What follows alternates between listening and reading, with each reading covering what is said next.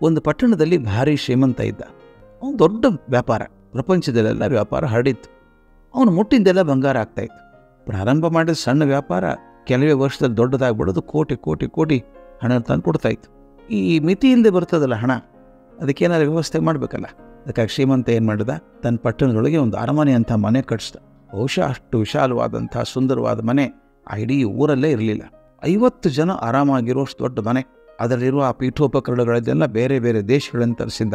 ಮನೆ ಮುಂದೆ ವಿಶಾಲವಾದ ತೋಟ, ನೀರಿನ ಕಾರಂಜಿ, ಬಣ್ಣ ಬಣ್ಣದ ಬೆಳಕು ಮಾಡುವ ಹಾಗೆ ದೀಪ ಹಚ್ಚಿದ್ದ. ತುಂಬ ಸುಂದರವಾದ ವಾತಾವರಣ ಸೃಷ್ಟಿಯಾಗಿತ್ತು. ಮನೆ ಹಿಂಭಾಗದಲ್ಲಿ ಒಂದು ಅಲಂಕೃತವಾದ ಈಜುಗೊಳ. ಈ ಮನೆ ಯಜಮಾನನಿಗೆ ತನ್ನ ಶ್ರೀಮಂತಿಕೆ ಬಗ್ಗೆ, ಅದರ ಫಲವಾದಂಥ ಈ ಮನೆ ಬಗ್ಗೆ ತುಂಬ ಹೆಮ್ಮೆ. ಅವನಿಗೆ ಪುಟ್ಟ ಮಗ, ಸುಮಾರು 8-9 ವರ್ಷ ಇರಬೇಕು. ಅಷ್ಟು ದೊಡ್ಡ ಶ್ರೀಮಂತನ ಒಬ್ಬನೇ ಮಗ ಅಂದಮೇಲೆ ಯಾವುದಕ್ಕೆ ಕೊರತೆಯಪ್ಪ ಅವನಿಗೆ.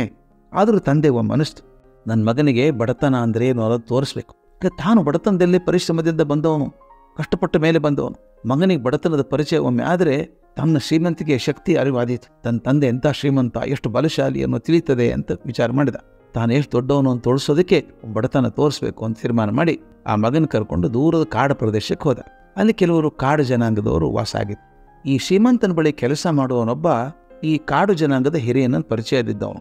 ಆತ ಈ ಶ್ರೀಮಂತನನ್ನ ಅವನ ಮಗನನ್ನ ಹಿರಿಯನ ಪರಿಚಯ ಮಾಡ, ನೋಡಿ ನಮ್ಮ ಯಜಮಾನರು ಭಾರಿ ಭಾರಿ ಶ್ರೀಮಂತರು, ಅವ್ರ ಮಗ ಒಬ್ಬನೇ ಮಗ ಇವನು, ಅವ್ನು ಕರ್ಕೊಂಬಂದಿದ್ದೀವಿ ಇಲ್ಲಿ ಅಂತ. ಯಾಕೆ ಅಂತ ಅವನು ಕಾಡು ಜನಾಂಗದ ಹಿರಿಯ ಕೇಳಿದ. ಆಗ ಶ್ರೀಮಂತ ಹೇಳಿದ, ಸ್ವಾಮಿ, ನನ್ನ ಮಗನನ್ನ ನಿಮ್ಮ ಜೊತೆಗೆ ಒಂದು 8 ದಿವಸ ಇಡ್ಬೋದಾ?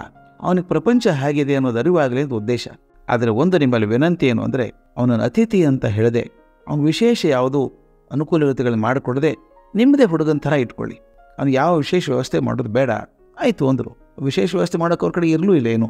ಆಯಿತು ಅಂತ ಗುಡಿಸಲೇ ಇಟ್ಕೊಂಡ್ರು. 1 ವಾರ ಹುಡುಗ ಅಲ್ಲಿದ್ದ. ನಂತರ ತಂದೆ ಬಂದು ಮಗನನ್ನು ಕರ್ಕೊಂಡು ಹೋದ. ಅವನಿಗೇನಿತ್ತು ಗೊತ್ತಾ ಮನಸ್ಸಲ್ಲಿ?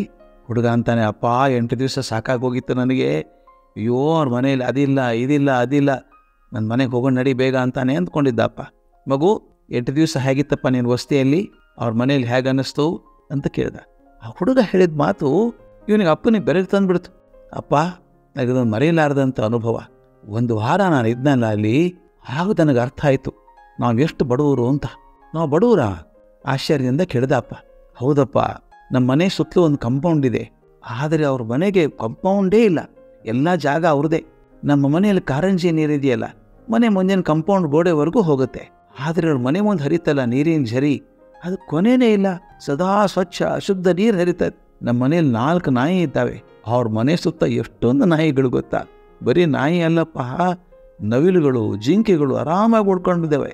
ನಮ್ಮ ಮನೆಯಲ್ಲಿ ತೋಟದಲ್ಲಿ 100 ತೋಟದ ದೀಪ ಹಾಕ್ಸಿದ್ಯಾ ನೀನು, ಆದರೆ ಅವ್ರ ಗುಡಿಸಲ ಮೇಲೆ ಕೋಟ್ಯಾಂತರ ಮಿನುಗೋ ತಾರೆಗಳಿದ್ದಾವೆ. ನಮ್ಮ ಮನೇಲಿ ಎಲ್ಲದಕ್ಕೂ ಮಿತಿಗಳಿದ್ದಾವೆ. ಕಂಪೌಂಡ್, ಗೋಡೆ ಗಿಡೆ, ಆ ಗೋಡೆ ಈ ಗೋಡೆ ಎಲ್ಲ ಇದ್ದಾವೆ.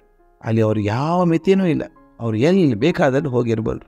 ಅವ್ರಿಗೆ ಶ್ರೀಮಂತಿಕೆ ಭಾರ ಇಲ್ಲ, ಮನಸ್ಸದ ಹಗರ, ಪ್ರತಿ ಕ್ಷಣ ಸಂತೋಷ ಪಡ್ತಾ ಇದ್ರು. ಆದ್ದರಿಂದ ಅವರೇ ಹೆಚ್ಚು ಸುಖಿಗಳಲ್ಲಪ್ಪ ಅಂತ ತಂದೆ ಮುಖ ನೋಡಿದ. ತಂದೆ ಆಕಾಶ ನೋಡಿದ.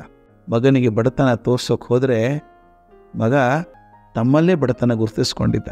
ಸ್ನೇಹಿತರೆ, ಈ ಬಡತನ ಶ್ರೀಮಂತಿಕೆ ಹಣದಿಂದ ಬರೋ ವ್ಯತ್ಯಾಸ ಅಲ್ಲ, ಅದು ಮನೋಧರ್ಮ. ನಾವು ಕಂಡಿದ್ದೇವೆ, ಅತ್ಯಂತ ಶ್ರೀಮಂತಿಕೆಯಲ್ಲಿದ್ದು ದರಿದ್ರತನ ಇರುವಂಥವ್ರನ್ನೂ ಕಂಡಿದ್ದೇವೆ, ಏನೂ ಇಲ್ಲದವರು ಸಂಭ್ರಮದಲ್ಲಿರೋದನ್ನು ಕಂಡಿದ್ದೇವೆ. ಮನಸ್ಸು ಸ್ವಚ್ಛ ಆಗಿದ್ದರೆ ಬಡತನದೊಳಗೆ ಶ್ರೀಮಂತಿಕೆಯ ಸಂಭ್ರಮ ಕಾಣ್ತದೆ. ಮನಸ್ಸು ಕೊಳಕಾಗಿದ್ದರೆ ಶ್ರೀಮಂತಿಕೆಯ ಲೋಲುಪತಿಯಲ್ಲೂ ಕೂಡ ದಾರಿದ್ರ್ಯ ಕಾಡ್ತದೆ. ಆದ್ದರಿಂದ ಮನೋಧರ್ಮ ಬಹಳ ಮುಖ್ಯ.